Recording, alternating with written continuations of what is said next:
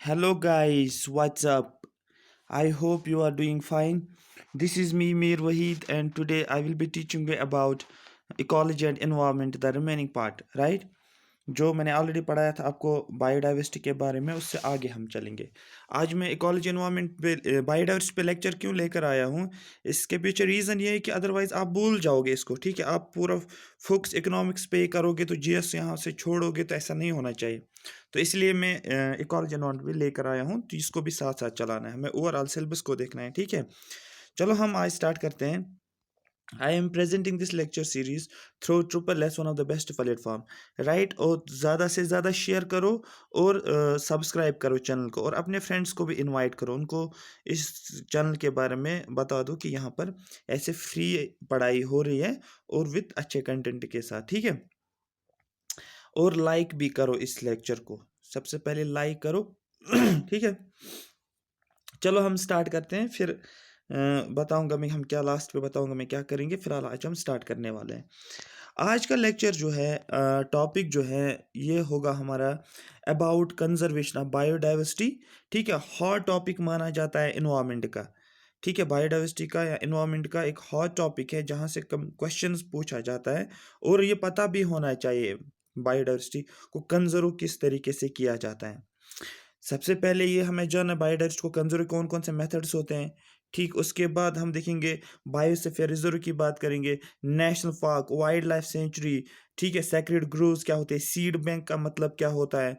ठीक है, यूनेस्को ने क्या बोला, IUNC red red data book क्या होता है, ये सभी चीज़ें हम प्रोटोकॉल्स देखेंगे हम। ठीक है, मॉन्ट्रियल प्रोटोकॉल होता है, नगोया प्रोटोकॉल है, हमारे पास बहुत सारे प्रोटोकॉल्स हैं जहाँ से क्वेश्चन बन सकता है। ठीक है, तो ये आपके SSB सिलेबस में भी है, तो आपको इसको अच्छे से पढ़ना पड़ेगा, और सिविल सर्विस में भी ये बहुत ज़्यादा अच्छा टॉपिक माना जाता है। इकोलॉजी इन्वायरमेंट से कम 10 से 15 मार्क्स पूछे जाते हैं इसमें प्रिलिमिनरी एग्जामिनेशन में, राइट।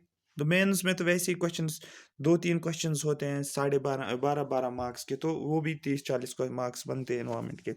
तो वैसे चलो हम स्टार्ट करते हैं कि कंजर्वेशन ऑफ बायोडाइवर्सिटी क्या होता है, कंजर्वेशन हम कैसे करते हैं। सबसे पहले आपको याद रखना है, दो मेथड्स होते हैं जिससे हम कंजर्व करते हैं बायोडाइवर्सिटी को। सबसे पहला तो हमारे पास इन सीटू कंजर्वेशन।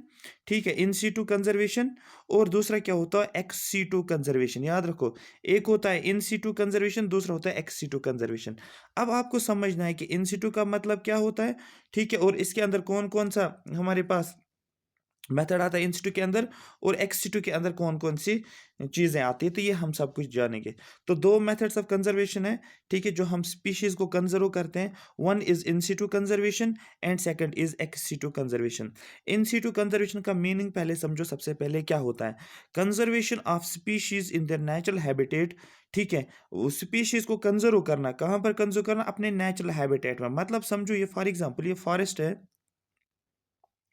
ठीक है, यहाँ पर लाइन है, यहाँ पर टाइगर है। ठीक है, तो अब इनको हम क्या करते हैं, लाइन और टाइगर की सपोज ये बीमार हो जाते हैं, या सपोज हम ये बोल सकते हैं कि हमें टाइगर्स को कंजर्व करना है या लाइन को कंजर्व करना है। जिस एरिया में ये रहते हैं, जिस फॉरेस्ट में रहते हैं, हम उसी फॉरेस्ट में इसको कंजर्वेशन प्रोवाइड करते हैं, उसी एरिया में कंजर्वेशन प्रोवाइड करते हैं जिस एरिया में ये रहता है। हम इसको किसी और जगह लेकर नहीं जाते।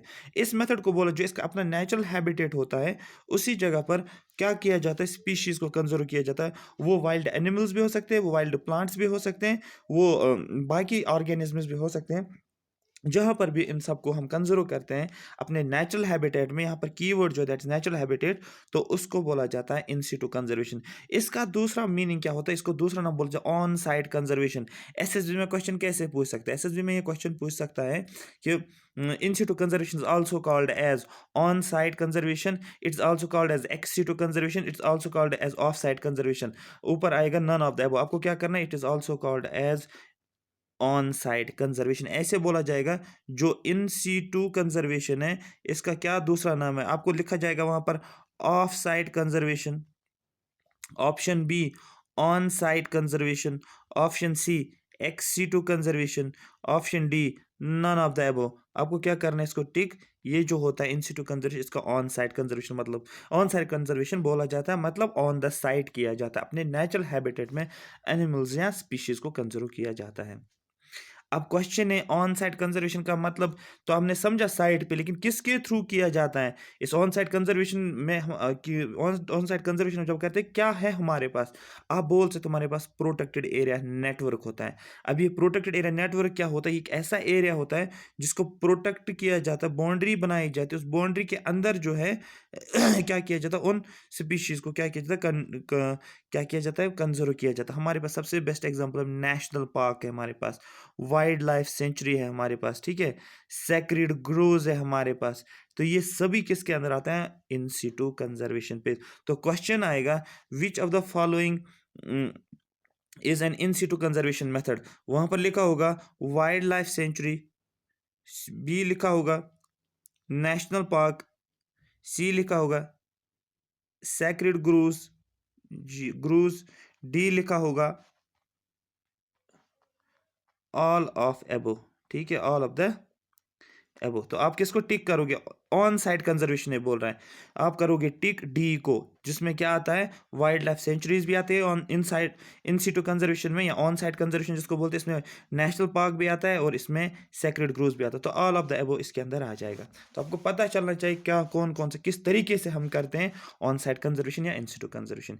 यहाँ तक ये समझ आया होगा। इसका अपोजिट जो बनेगा that is ex situ conservation.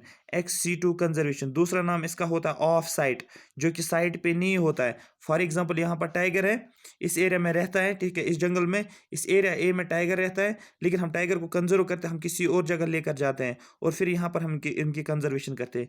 यहाँ पर लाइन था इस एरिया में, ठीक है, यहाँ पर लाइन था, इस लाइन जो है इसका नेचुरल हैबिटेट ये है, एरिया कौन सा, बी, लेकिन हम इसको कहाँ पर लेकर आते हैं, किसी और जगह पर इसको लेकर जाके कंजर्व करते हैं। बात समझ में आ रही है। तो दैट मीन्स इस बुक को बोला जाता है ऑफ साइट कंजर्वेशन, मतलब साइट से जो इसका नेचुरल हैबिटेट है वहाँ से किसी और जगह पर इसको शिफ्ट किया जाता है और फिर कंजर्वेशन प्रोवाइड की जाती है। वो वाइल्ड एनिमल्स हो, वाइल्ड प्लांट्स हो, कोई भी स्पीशीज हो, उसको नाम दिया जाता है off site conservation. I hope you are getting me, ठीक है। चलो आगे हम बात करते हैं। अब और जैसे मैंने अभी बोला ऑन साइट कंजर्वेशन पे हम क्या कर रहे थे बात, national park, wildlife century की बात कर रहे हैं हम, सेक्रेड ग्रोव्स की बात करें। एग्जैक्टली वैसे ही सिमिलर तरीके से हमें बताना है कि कौन कौन सा हमारे पास है कि जिसकी वजह से हम क्या कर सकते हैं, ऑफ साइट कंजर्वेशन कर सकते हैं। आपको बोलना हमारे पास बॉटनिकल गार्डन्स है, जोलॉजिकल गार्डन्स हैं, ठीक है, जिनको जोलॉजिकल गार्डन्स है, और सीड बैंक्स है हमारे पास, ठीक है ना। तो ये तीन कैटेगरी, ये तीन जो आते हैं किसमें, ऑफ साइट कंजर्वेशन में आता है, और national park, wildlife century, sacred Grove जो आता है ये आता है इन सिटू कंजर्वेशन में। यहां तक बात समझ आई होगी। अब क्वेश्चन है, यहां पर क्वेश्चन क्या है, क्वेश्चन इज कि सीड बैंक का मतलब होता है क्या है, ये है क्या ये सीड बैंक। देखो क्या होता है, कुछ इंपॉर्टेंट प्लांट स्पीशीज होती है जो कि बहुत ज़्यादा इंपॉर्टेंट होते हैं, जैसे वाइल्ड एनिमल्स कुछ है जो कि फॉरेस्ट में रहते हैं जिनकी इंपॉर्टेंस बहुत ज़्यादा है। जैसे मैंने टाइगर को बोला की स्टोन स्पीशीज है, उसको कंजर्व करना बहुत ज़रूरी है अगर उसकी स्पीशीज डिक्लाइन होती है, ठीक है। या लाइन की बात करें, इसी तरीके से कुछ ऐसे इंपॉर्टेंट क्या बोलते हैं इनको, सीड्स भी होते हैं कुछ प्लांट्स के जिनको कंजर्व किया जाता है। बात समझ में आ रही है। तो अब क्या करते हैं, इन सीड्स को कंजर्व अपनी साइड पे तो करते नहीं है जहाँ पर इनका नेचुरल हैबिटेट होता है, अब इन सीड्स को वहां से लेकर आते हैं उन प्लांट से, और फिर कहीं और पर क्या करते हैं, उनको कंजर्व करते हैं। That means of side conservation की जाती है, जैसे मैंने यहाँ पर लिखा है ऑफ साइड। तो सीड बैंक क्या है यहाँ पर आपको ये समझना है, seed bank is a kind of gene bank, जैसे हमारे पास ब्लड बैंक होता है इसी तरीके से जीन बैंक होता है, is a kind of gene bank in which seeds of important plant species are stored cryogenically। क्या किया जाता है, ये सपोज प्लांट है, यहाँ से सीड्स लिए जाते हैं, कुछ इंपॉर्टेंट प्लांट स्पीशीज के सीड्स लिए जाते हैं, और इनको कहाँ पर किया जाता है, सपोज यहाँ पर इस एरिया में बेंगलुरु लेकर जाते हैं और बेंगलुरु में किसी लैब में रखते हैं इसको, और वहाँ पर क्या करते हैं, यहाँ पर इसको कंजर्व करके रखते हैं। लेकिन अब क्वेश्चन है कि ये कैसे यहाँ पर कंजर्व रहेंगे इस कंडीशन में, तो वहाँ पर कुछ कंडीशंस क्रिएट की जाती है जिसको बोला जाता है क्रायोजेनिक कंडीशंस, मतलब क्रायोजेनिकली इसको क्या किया जाता है, प्रोटेक्ट किया जाता है। अब आप कंजर्व किया जाता है। अब आप बोलोगे क्रायोजेनिक का मतलब क्या होता है, ऐसे कंडीशन जनरेट किए जाते हैं जो कि बहुत लो टेम्परेचर कंडीशंस होते हैं, टेम्परेचर को बहुत लो रखा जाता है, फ्रोजन कंडीशंस में इन सीड्स को रखा जाता है। ये सीड्स क्या होते हैं, ये इनको कंजर्व किया जाता है, इसको हम बोलते हैं हम सीड बैंक। क्वेश्चन आएगा, seed bank is a method of in situ conservation, it is a method of x situ conservation. बात समझ में आ रही है? तो आपको बोलना ये क्या है, ये एक्स सिटू कंजर्वेशन का एक मेथड है जिसकी वजह से हम क्या करते हैं, सीड्स को कंजर्व करके रखते हैं, प्लांट स्पीशीज को। क्वेश्चन आएगा कि इसको स्टोर किया जाता है क्रायोजेनिकली एट लो टेम्परेचर्स, आपको बोलना यस इसको प्रोटेक्ट किया जाता है एट लो टेम्परेचर्स। क्या, या दूसरा ऑप्शन आएगा इसको हाई टेम्परेचर्स पे किया जाता है, हाई टेम्परेचर्स नहीं आएगा वहां पर लो टेम्परेचर, क्योंकि क्रायोजेनिकली का मतलब ऐसे कंडीशंस क्रिएट की जाती है जहां पर हम इंपॉर्टेंट स्पीशीज को, इंपॉर्टेंट जीन्स को स्टोर करते हैं एट लोअर टेम्परेचर पे, राइट। तो यहाँ पर अभी जो मैंने आपको बोला कि जो इन सिटू कंजर्वेशन है ये क्या होता है, done through protected area network, मतलब national park, wildlife sanctuary और सेक्रेड ग्रोव्स की हम बात करेंगे। ये मैंने यहाँ पर बोला, अब देखो नीचे यही लिखा है, नीचे लिखा है यहाँ पर स्क्रीन पे आप देख सकते हो, protected area network is clearly defined geographical area dedicated for long term conservation of nature. Protected area network एक ऐसा एरिया होता है, एक ऐसी बाउंड्री बनाई जाती है, एक ऐसा clearly defined geographical area declare किया जाता है जहां पर क्या किया जाता है, लॉन्ग टर्म कंजर्वेशन की बात की जाती है, जो नेचर होता है, ठीक है, नेचर और नेचुरल रिसोर्स को क्या किया जाता है, कंजर्व किया जाता है, फॉर लॉन्ग टर्म कंजर्वेशन किया जाता है। कहां पर, याद रखना, जो ऑन साइट कंजर्वेशन होता है वहां पर लॉन्ग टर्म कंजर्वेशन किया जाता है, और ऑफ साइट पे शॉर्ट टर्म कंजर्वेशन किया जाता है। ये आपको याद रखना है डिफरेंस भी, इन सिटू क्या होता है, एक्स सिटू क्या होता है। अब यहाँ पर क्वेश्चन है फिर इसके अंदर कौन कौन सा आता है, कौन कौन से एरियाज को बोला जाता है कि ये प्रोटेक्टेड एरिया। क्वेश्चन आएगा which of the following is a protected area network. Option A आएगा वहां पर नेशनल पार्क, ऑप्शन बी आएगा वहां पर सीड बैंक, ऑप्शन डी आएगा क्या बोलते हैं, बॉटेनिकल गार्डन, ऑप्शन सॉरी ये सी है, ऑप्शन डी आएगा जोलॉजिकल गार्डन आएगा। तो आपको क्या करना है कि इसको टिक करना है कि प्रोटेक्टेड एरिया नेटवर्क कौन आता है, आपको बोलना है प्रोटेक्टेड एरिया नेटवर्क में क्या आता है, नेशनल पार्क आता है। तो ये एक क्या होते हैं, क्लियरली डिफाइंड एरियाज होते हैं, geographical areas, national park, wildlife century, sacred grooves और बायोस्फीयर रिजर्व भी इसके अंदर आते हैं। मैं ऊपर बोल गया था, इसके अंदर बायोस्फीयर रिजर्व भी आता है। और मैंने बायोस्फीयर को आपके बारे में बोला था, आपको बोला था बायोस्फीयर का मतलब क्या होता है, सपोज ये लैंड है ठीक है, और ये हमारे पास क्या है, ये वाटर है, और ये क्या है यहाँ पर, ये एटमॉस्फेयर है, ठीक। और यहाँ पर जो कॉमन जोन होता है इसको क्या बोलते हैं, बायोस्फीयर, जहाँ पर प्लांट सॉरी लैंड भी आता है, वाटर भी आता है, और एयर की भी बात करेंगे, वहाँ पर हम बायोस्फीयर, बायोस्फीयर इस चीज़ को बोलते हैं। तो यहाँ पर बायोस्फीयर रिजर्व्स की हम बात करेंगे, आगे हमें समझना है कौन कौन से बायोस्फीयर रिजर्व्स हैं और यूनेस्को के अंडर कौन कौन से बायोस्फीयर रिजर्व आता है, कौन सा बायोस्फीयर कहाँ पर है, क्वेश्चन पूछ सकते हैं यहाँ पर, ठीक है। तो आई होप यहाँ तक समझ आ रहा होगा।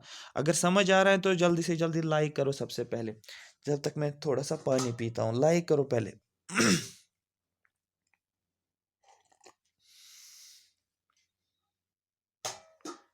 चलो हाँ, अब क्वेश्चन है, फिर क्वेश्चन राइज होता है कि sacred grove, sir sacred grove का मतलब क्या है, चलो मैं बताता हूँ।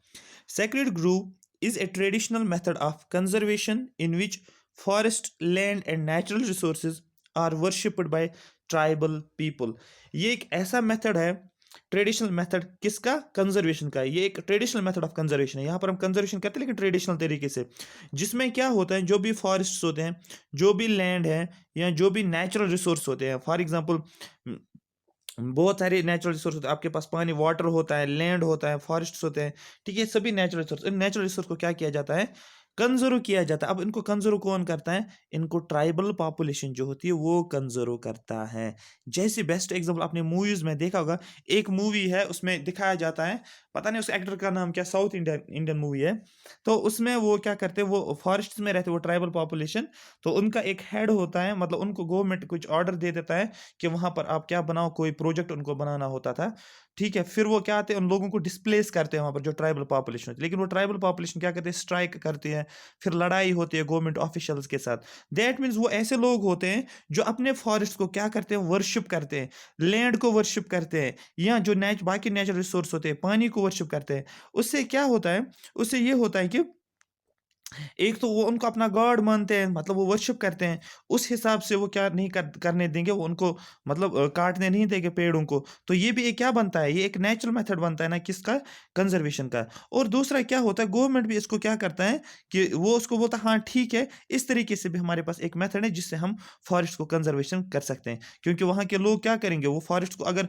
वर्शिप करते हो डेफिनेटली वो फॉरेस्ट को नहीं काटेंगे। तो वहाँ पे 100 साल, 200 साल, 300 साल, 400 साल के पेड़ आपको देखने को मिलेगा। क्योंकि वो क्यों होता है, क्योंकि वो सैक्रेड ग्रूव्स के अंदर आ जाता है, वो कंजर्व किया जाता है उनको सैक्रेड ग्रूव्स। तो ये क्या होता है, एक मेथड होता है।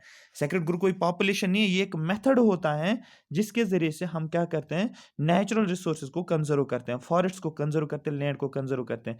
किन के जरिए से, जो ट्राइबल पॉपुलेशन इनको, इन नेचुरल रिसोर्सेज को, फॉरेस्ट को, लैंड को क्या करते हैं, वर्शिप करते हैं। ठीक है, तो इसकी वजह से भी हम क्या करते हैं, कंजर्वेशन कर सकते हैं। कुछ एग्जांपल्स मैंने यहाँ पर लिया है, यहाँ पर लिखा है काऊ फॉरेस्ट है। काऊ फॉरेस्ट ये केरला में है, एक टाइप ऑफ फॉरेस्ट है, इसको नाम दिया है काऊ, ये लोकल नेम है वहाँ का। काऊ फॉरेस्ट है वहाँ पर, ये केरला में है। वहाँ के केरला के लोग, ट्राइबल पीपल पॉपुलेशन क्या करते हैं, वो इन फॉरेस्ट को क्या करते हैं, कंजर्व करके रखते हैं। ठीक है। दूसरा एक है गुम्पा फॉरेस्ट, अरुणाचल प्रदेश में लोग, वहाँ के ट्राइबल पॉपुलेशन जो है इसको कंजर्व करके रखते हैं, एक्चुअली वर्शिप करते हैं तो ऑटोमेटिकली वो कंजर्व हो जाता है। तीसरा जो होता है श्रवण कवादिया, ये गुजरात में है। ये आपको एग्जांपल अगर याद भी नहीं रखोगे बट स्टिल पता होना चाहिए कम से कम कि कौन कौन सा फॉरेस्ट है जो सैक्रेड ग्रूव्स के अंदर आता है। अगर आप सिविल सर्विस के लिए पढ़ रहे हो तो डेफिनेटली आपको इसको याद टिप पे होना चाहिए। ठीक है। क्वेश्चन आएगा which of the following forest is considered as a sacred grove, तो आपको पता होना चाहिए। ठीक है। हाँ, उसके बाद बायोस्फीयर रिजर्व मोस्ट इंपॉर्टेंट है, 5 स्टार लगा लो इसको। आगे बताऊंगा किस तरीके से क्या हो रहा है इस बायोस्फीयर में, स्टिल आप यहाँ पर इसको 5 स्टार लगा लो। सबसे पहला पॉइंट जो है, डेट है 1960। ठीक है, 1960 population increased to 3 billion affecting biodiversity.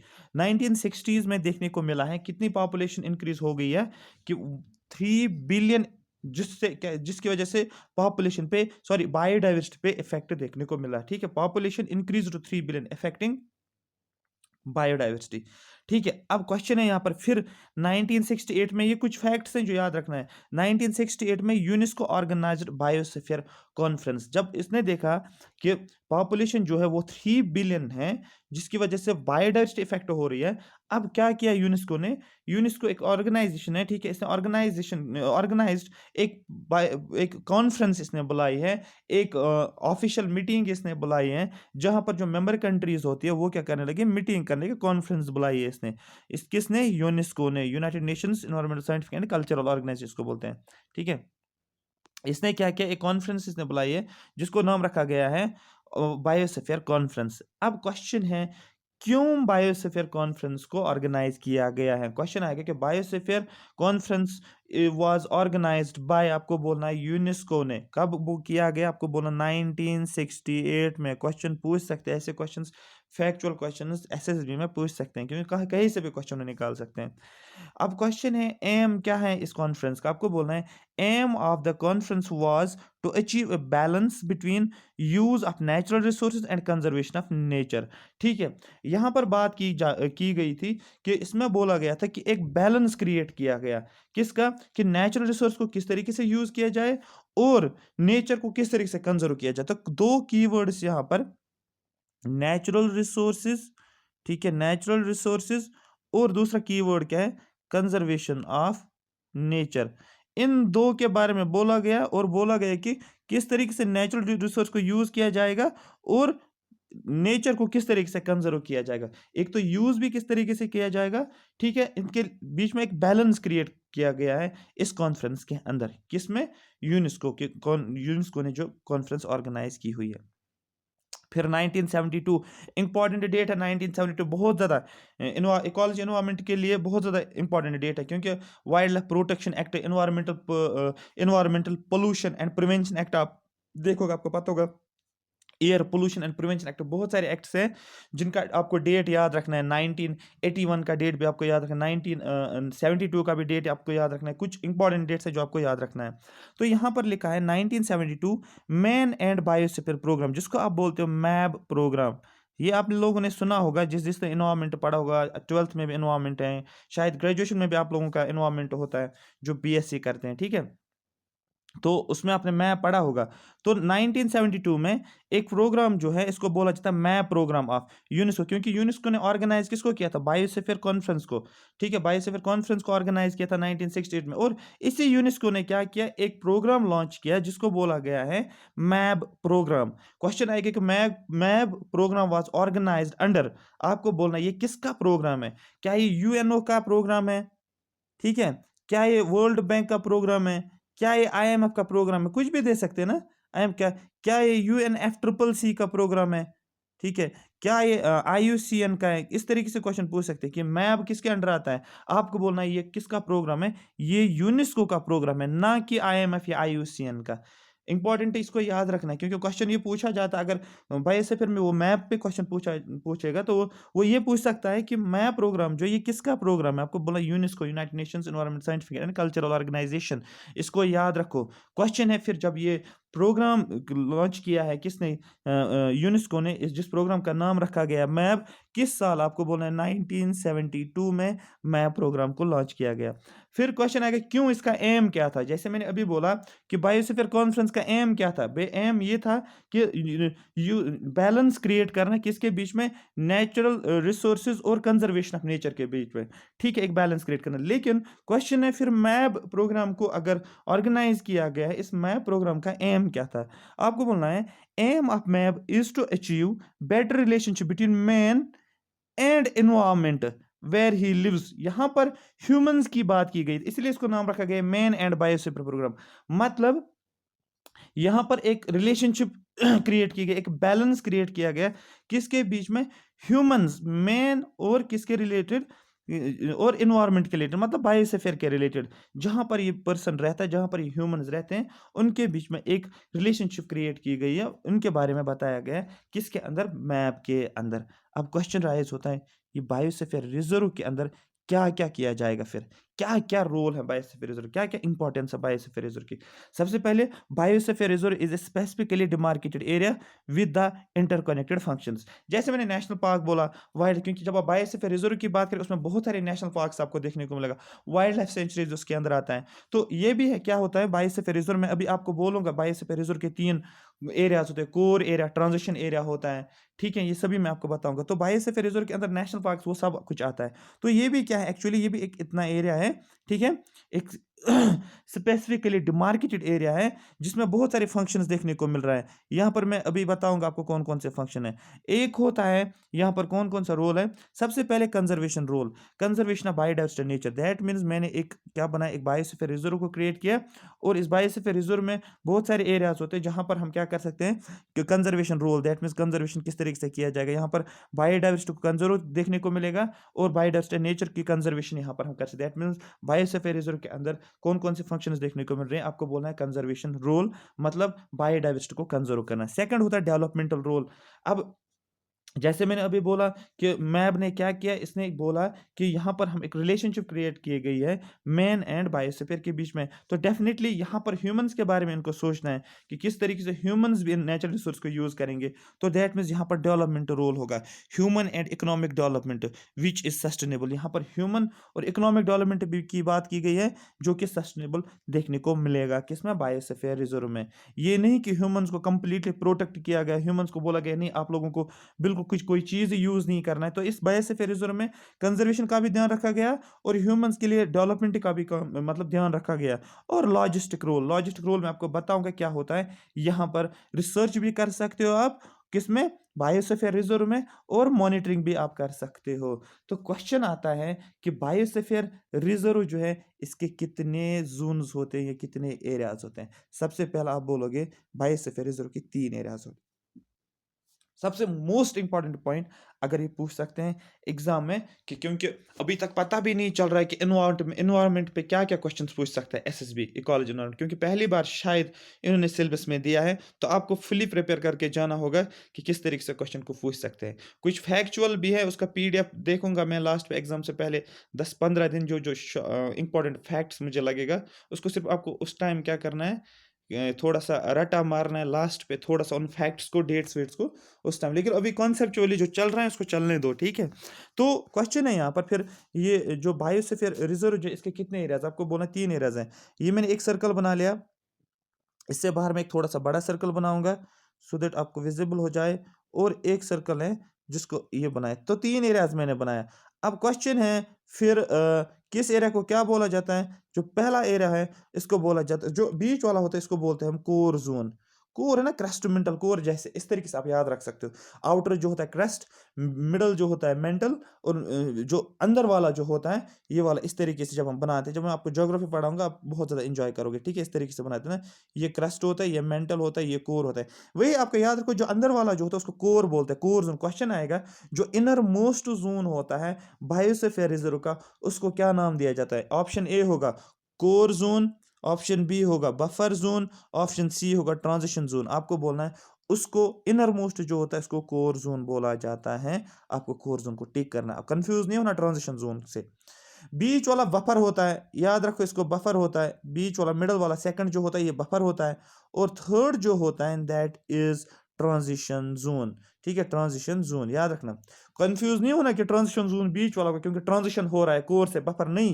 Transition zone outer zone है, क्योंकि ये कुछ इसका मीनिंग इस तरीके से भी निकलता है कि ट्रांजिशन हो रहा है, शायद बीच वाला होगा, ठीक है। तो इसलिए इसलिए इसको ध्यान रखना है, आउटर जोन, इनर जोन और core zone. I am repeating this, right. बीच वाला क्या रखना आपको, ये कोर जोन होता है, इसके बाद क्या होता है, ये बफर जोन होता है, और उसके बाद क्या होता है, ट्रांजिशन जोन। अगर आप बाहर से अंदर की तरफ जाओगे, एक कोड आप याद रखो, क्या कोड याद रख सकते हो आप रखो याद, टीबी और कैंसर।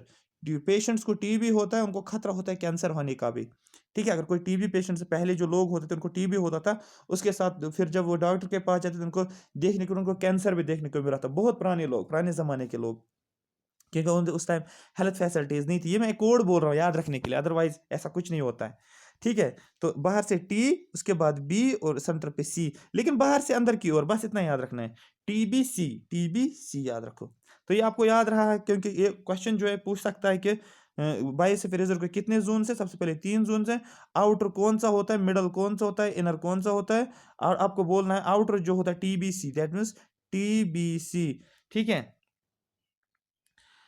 तो यहाँ पर टी होता है ट्रांजिशन जोन, बफर जोन और कोर जोन, बस दैट्स इट। अब क्वेश्चन है कि किस जोन में क्या एक्टिविटीज देखने को मिल रहा है, कहाँ पर ह्यूमंस क्या कर सकते हैं, इंटरफेयर कर सकते हैं, कहाँ पर ह्यूमंस अलाउड है, कहाँ पर रिसर्च कर सकते हैं हम, कहाँ पर ह्यूमंस अलाउड नहीं है, कहाँ पर इको टूरिज्म कर सकते हैं, कहाँ पर रिसर्च कर सकते हैं, कहाँ पर एग्रीकल्चर कर सकते हैं। ये पूरा एरिया जो है इसको हम जान लेंगे अच्छे तरीके से। अगर आप देखो यहाँ पर, सबसे पहले हम ट्रांजिशन जोन की जब हम बात करते हैं, आउटर जोन की, तो यहाँ पर लिखा है human settlements and agriculture is allowed. इस जोन में, आउटर जोन में, ह्यूमन सेटलमेंट भी कर सकते हैं, ह्यूमन सेटल भी हो सकते हैं। और यहाँ पर जब डेफिनेटली ह्यूमन सेटल हो जाएंगे तो खाने पीने के लिए उनका कुछ इंतजाम होना चाहिए, दैट मीन्स वो एग्रीकल्चर भी करेंगे। इससे कंफ्यूज नहीं होना, जहाँ पर ह्यूमन सेटल है दैट मीन्स वो एग्रीकल्चर एक्टिविटीज भी कर सकते हैं। सबसे पहला पॉइंट, ठीक है। तो ये भी डेवलपमेंटल रोल देखने को मिल रहा है। मैंने बायोस्फीयर रिजर्व में आपको मैंने पहले ही बोला था, इकोनॉमिक और डेवलपमेंटल रोल देखने को मिला, ये भी सस्टेनेबल होना चाहिए। तो सबसे पहला क्वेश्चन आएगा कि ट्रांजिशन जोन में क्या ह्यूमन सेटलमेंट अलाउड है? आपको बोलना है यस, ट्रांजिशन जोन में ह्यूमन सेटलमेंट अलाउड है। क्वेश्चन आएगा which zone of a biosphere reserve, in which zone of biosphere reserve human settlements are allowed. आपको बोलना है, ऑप्शन लिखा होगा transition zone, buffer zone, core zone, आपको टिक करना है ट्रांजिशन जोन को। और क्वेश्चन आएगा आपको कि in which of the following transition in sorry in which of the following in which of the following zones of biosphere agriculture is allowed. आपको बोलना है एग्रीकल्चर अलाउड जो that is in transition zone. बस यहाँ तक इतना आप याद रखो ह्यूमंस के रिलेटेड, क्योंकि क्वेश्चन पूछ लेते हैं कि ह्यूमंस कहाँ पर अलाउड होते हैं। दूसरा होता है बफर जोन। जब बफर जोन की बात करें, बीच वाला सबसे पहले क्वेश्चन आता है कि बफर जोन किसका जोन, आपको बोलना है ये किसका जोन होता है, ये है बायोस्फीयर रिजर्व का। आपको बोला चाहिए कौन सा वाला जोन, आपको बोलना है ये मिडल जोन होता है, नंबर सेकंड पे, ठीक है, क्योंकि 3 है, नंबर सेकंड पे। उसके बाद आएगा, अच्छा बोलो कि बफर जोन में क्या क्या क्या रूल्स बनाए गए इसके लिए। आपको बोलना है regulated eco tourism is permitted and research. यहाँ पर इको टूरिज्म भी पॉसिबल है, और रिसर्च जब करते हैं, साइंटिस्ट जाते हैं जो भी रिसर्च करनी होती है, तो वहां पर आप रिसर्च भी कर सकते हो, मॉनिटरिंग कैन बी टेकन, और जो मॉनिटरिंग होती है उसको भी आप यहाँ पर कर सकते हो, पॉसिबल है कहाँ पर, बफर जोन में, कोई रिस्ट्रिक्शन नहीं है। लेकिन ह्यूमन सेटलमेंट बफर जोन में अलाउड नहीं है, ह्यूमन सेटलमेंट सिर्फ ट्रांजिशन जोन में आप देख सकते हो। I hope you are getting me right. चलो, कोर जोन में जाएंगे, मोस्ट इंपॉर्टेंट जोन है, डेंजर होता है यहाँ पर, क्योंकि यहाँ पर बहुत ज्यादा इंपॉर्टेंट स्पीच रखा जाता है। ठीक है, टाइगर सपोज ले लो, लायन ले लो, आप क्या पता आप चले गए तो लायन ले आपने पकड़ लिया वहां पर, तो उसका बन जाएगा फिर दिन का खाना पीना, तो इसलिए यहाँ पर अलाउड नहीं होता है। ठीक है, तो यही मैंने लिखा, मिनिमल डिस्टर्ब्ड एरिया। ठीक है, एक मिनिमल, यहाँ पर बहुत कम डिस्टर्बेंस देखने को मिल रही है, यहाँ पर बिल्कुल एक शांति, आप समझो यहाँ पर सिर्फ कोर एनिमल्स ही होते हैं जो यहाँ पर देखने को मिलेगा। ठीक है, तो ये एक यहाँ पर क्वेश्चन है कि ऐसा कौन सा एरिया है, कौन सा जोन है बायोस्फीयर रिजर्व में जहाँ पर बहुत कम मतलब डिस्टर्ब्ड एरिया है, मतलब ना होने के बराबर, वहाँ पर बिल्कुल डिस्टर्बेंस नहीं हो रही है, अलाउड नहीं है डिस्टर्बेंस, अलाउड आपको बोलना है core zone. And no human activities are allowed, यहाँ पर कोई भी ह्यूमन एक्टिविटी अलाउड नहीं है। ठीक है, तो ह्यूमन सेटलमेंट सिर्फ कहाँ पर आपको देखने को, ट्रांजिशन जोन में, और लिमिटेड ह्यूमन आप बोल सकते हो, लिमिटेड ह्यूमन एक्टिविटी आप बोल सकते हो, लिमिटेड कहाँ पर है, बफर जोन में, क्योंकि यहाँ पर इको टूरिज्म और रिसर्च देखने को मिल रहा है, तो इसको बोलते हैं लिमिटेड। लेकिन ह्यूमन जहां पर सेटल करेंगे that is in transition zone, और एग्रीकल्चर भी कहां पर है, ट्रांजिशन जोन में। इतना आपको जहन में रखना है, ये बहुत ज्यादा इंपॉर्टेंट है, आप अगर बुक पे पढ़ोगे बहुत टाइम लगेगा, मैंने इसको बिल्कुल एक ल्यूसिड तरीके से आपको ये चीज समझाया है कि किस तरीके से क्या क्या होता है। ये आपको समझ आया होगा, कहीं और से पढ़ने की जरूरत नहीं है इकोलॉजी इन्वायरमेंट को भी। ठीक है, बस आप सिर्फ ध्यान रखो मैं क्या बोल रहा हूं, आगे आगे देखो इंटरेस्टिंग क्या चीज है। ठीक है, national park, national park and wild life, देखो जो मैं आपको इकोलॉजी एनवायरनमेंट पढ़ा रहा हूँ, ये इसको जनरली ये हर सिलेबस में होता है, नेट के लिए अगर जाओगे तो उसमें भी सिलेबस में होता है, जनरल में आ जाता है, कहीं पर भी आप पढ़ो। अब क्योंकि इन्वायरमेंट का बहुत ज़्यादा आज ज़रूरत पड़ती है, इन्वायरमेंट पोल्यूशन होता है, बहुत सारी क्या बोलते हैं इसको, इकोलॉजी क्या बोलते हैं इसको, चलो मुझे अभी याद नहीं आ रहा है, क्लाइमेट चेंज जो है तो काफ़ी ज़्यादा देखने को मिल रहा है, तो लोगों को अवेयर करना पड़ता है कि किस तरीके से क्या क्या चीज़ें होती हैं, इसलिए इन्वायरमेंट का सिलेबस जो है बहुत ज़्यादा इंपॉर्टेंट बनता है। तो यहाँ पर हम अब बात करते हैं, जैसे मैंने अभी बोला, जब भी हम कंजर्वेशन करते हैं वो हम इन सिटू कंजर्वेशन करते हैं, वहाँ पर हम नेशनल पार्क्स की बात करते हैं, वाइल्ड लाइफ सेंचुरीज की बात करते हैं। ठीक है, सेक्रेट ग्रुप। अब यही national park wildlife sanctuaries के बारे में कुछ पॉइंट है। National park and wildlife sanctuaries can be notified under the wildlife protection act 1972। Question आएगा कि नेशनल पार्क और वाइल्ड लाइफ सेंचुरीज जो है इनको कब नोटिफाई किया गया, किस एक्ट के तहत इसको नोटिफाई किया, आपको बोलना है वाइल्ड लाइफ प्रोटेक्शन एक्ट 1972। बहुत ज़्यादा इंपॉर्टेंट है, इसके पे क्वेश्चन पूछा जाता है कि एक्चुअली डिटेल टॉपिक है वाइल्ड लाइफ प्रोटेक्शन एक्ट 1972। बस आपको इतना याद रखना है, इस एक्ट के जरिए से क्या बोला गया है, इसको बोला गया है कि national park and wildlife sanctuaries can be notified under the wildlife protection act, इनको नोटिफाई किया गया है under wild life protection act 1972। ये बोला गया, इनको हम क्या क्या कर सकते हैं, नोटिफाई कर सकते हैं, किस एक्ट के जरिए से, 1972 एक्ट के जरिए से। कौन सा एक्ट, लेकिन ये इन्वायरमेंटल प्रोटेक्शन एक्ट नहीं है, ये वाइल्ड लाइफ प्रोटेक्शन एक्ट है, याद रखो। नेशनल पार्क और wildlife centuries, wild W है, वाइल्ड लाइफ सेंचुरीज, ये वाइल्ड लाइफ प्रोटेक्शन एक्ट के तहत है, ना कि एयर पोल्यूशन एंड कंट्रोल या और कोई एक्ट है या इन्वायरमेंटल एक्ट है, ऐसा कुछ भी नहीं है, सिर्फ वाइल्ड लाइफ प्रोटेक्शन एक्ट के जरिए से, बस इतना याद रखो। इन नेशनल पार्क, देखो अब नेशनल पार्क होता है क्या, क्यों, क्या क्या डिफरेंस देखने को मिल रहा है, नेशनल पार्क बोलते हैं किसको है और क्या होता है नेशनल पार्क, ये समझो। In national park even the traditional activities like collection of firewood, grazing of cattle are not permitted. National park एक ऐसा जोन होता है, एक ऐसा एरिया होता है, एक ऐसा डिमार्केटेड रीजन होता है जहां पर ना तो आप फायरवुड जो होता है आप कलेक्ट करने जा सकते हो, क्योंकि लोग जाते हैं फायरवुड कलेक्ट करने के लिए, जो नियर बाई एरियाज में लोग रहते हैं। ग्रेजिंग ऑफ कैटल्स, ना आप कैटल्स वहाँ पर डाल सकते हो, जैसे जाते हैं हर्ड्स को लेकर, तो वहाँ पर आप कैटल्स को भी ग्रेजिंग नहीं करवा सकते हो, इस एरिया में कुछ भी परमिशन नहीं है, कहाँ पर, नेशनल पार्क में। जैसे आप कोर जोन की जैसे बात करते हो, ठीक है, तो डेफिनेटली ये बन सकता है, ये पार्ट किसका होता है एक्चुअली, ये बायोस्फीयर रिजर्व के अंदर ही आता है एक एरिया जिसको आप नेशनल पार्क का नाम देते हैं। But if government gives permission some activities can be taken up, लेकिन अगर गवर्नमेंट का परमिशन यहाँ पर होता है, अगर गवर्नमेंट आप परमिशन, आप गवर्नमेंट आपको परमिशन देता है, तो दैट मीन्स कुछ एक्टिविटीज पॉसिबल है, अदरवाइज एक्टिविटीज पॉसिबल नहीं। बस आपको इतना याद रखना है, नेशनल पार्क में कोई ह्यूमन एक्टिविटी पॉसिबल नहीं है, कोई भी कलेक्शन ऑफ फायरवुड पॉसिबल नहीं है, ग्रेजिंग ऑफ कैटल की तो बात ही नहीं है, कुछ भी पॉसिबल नहीं है। बस इतना आप याद रखो, ठीक है। Next, about 5% of geographical area of the country is given to protect area. जितना भी एरिया है इंडिया में, जितना भी इंडिया का एरिया है, जोग्राफिकल एरिया जितना भी है, तो 5%, जैसे मैंने ये बनाया 100% हो गया, ठीक है, ये 100 हो गया, ये 25 में डिवाइड करता हूँ, ये हो गया 12, 12.5 में, ठीक है, ये 12.5, ये 12.5, तो थोड़ा सा यहाँ पर आप ले लो ये वाला पोर्शन, थोड़ा सा यहाँ पर मैं इसको ले रहा हूँ, ये वाला पोर्शन, तो इतना एरिया जो है ये किसके अंडर किया गया है, ये किसके अंडर आता है, आपको बोलना है, ये आता है प्रोटेक्टेड एरिया नेटवर्क। मतलब इस 5% के अंदर क्या आएगा, नेशनल पार्क भी आएगा, वाइल्ड लाइफ सेंचुरी भी आएगा, ठीक है, सेक्रेड ग्रोव्स भी आ जाएगा, बायोस्फीयर रिजर्व भी आ जाएगा। ये सब कुछ किसके अंदर आता है, 5% के अंदर, जिसको आप प्रोटेक्टेड एरिया नेटवर्क बोलते हैं, जहां पर आप क्या करते हो, इन सीटू कंजर्वेशन देखने को मिल रहा है। सिर्फ 5%, जितना भी ज्योग्राफिकल एरिया, जब मैं आपको ज्योग्राफी पढ़ाऊंगा, कुछ फैक्ट्स आपको वहां पर समझना है कि एरिया कितना है, ज्योग्राफिकल एरिया कितना है, ठीक है, कौन सी लॉन्गेस्ट बाउंड्री है इंडिया की, ठीक है, कौन सा इक्वेटर, जो भी हर एक चीज को फैक्चुअल हमें देखना है, ठीक है। आप ये एक्सपेक्ट करो कि जो आपके 30 मार्क्स हैं जीएस के, उसमें से आप एक्सपेक्ट करो 15 मार्क्स, मतलब आप याद रखो, 12 से 15 मार्क ज्योग्राफी से आ जाएंगे, इतना आपको जहन में रखना है, क्योंकि उसका मैक्सिमम सिलेबस ज्योग्राफी का ही दिया है, ठीक है। चलो, अबाउट 15% ये हो गया। We have more than 100 national parks and more than 500 wildlife sanctuaries. तो अगर देखने को मिला कितने नेशनल पार्क्स हैं और वो कितने वाइल्ड लाइफ सेंचुरी, आपको बोलना है 100 से ज़्यादा है, और 500, और वाइल्ड लाइफ सेंचुरी जो है वो 500 से ज़्यादा है। तो आपको क्या करना है, नेट पे आप जाओगे एग्जाम से पहले, आप चेक करोगे उस टाइम कितने नेशनल पार्क्स हैं, वाइल्ड लाइफ सेंचुरीज है उस टाइम पे, क्योंकि क्या पता है और भी बढ़ा सकते हैं तब तक।